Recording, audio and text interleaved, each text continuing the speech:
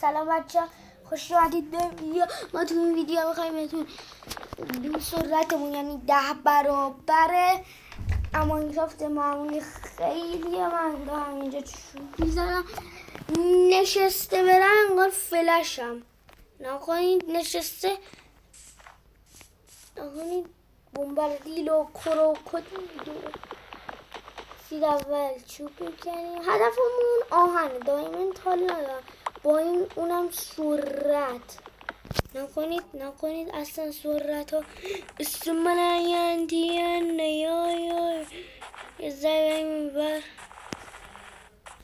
بچه ها یه چیزی رو فکر نکرده بودم خیلی سریع گشنمون میشه فکر کنم یا اصلا گشنمون نمیشه.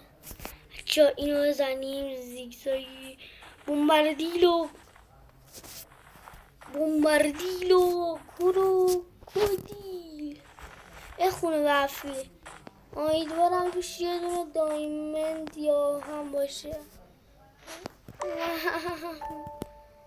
نه رسید نه دقیقا تخته میکنم دستی کلا کرافتینگ هم نیاز دارم.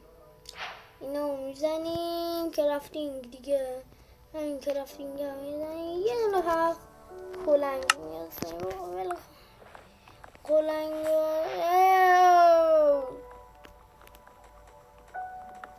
سرعت بچه نکنید نمیتونم اصلا خودم خوب کنترل کنم اصلا نمیتونم نکنید من اینو نمیزنم با این سرعتی اینو بزنم دیگه اصلا بچه ها بد اتک خوردم بچه ها بد اتک خوردم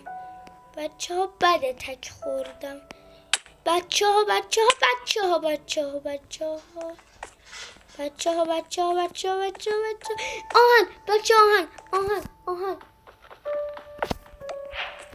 از اینجا به بعد میشینم سریع یه نرم سریع سنگ جمع کنیم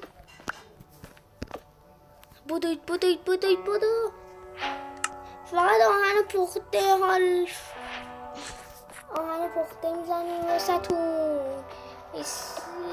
بچه ها داره خیلی دیگه گروه بچه ها میگم چه دارم بذاریم میکنم آقا سنگ خوب میکنم ببخشید اصلا با منزه نبود قرار بود بشینم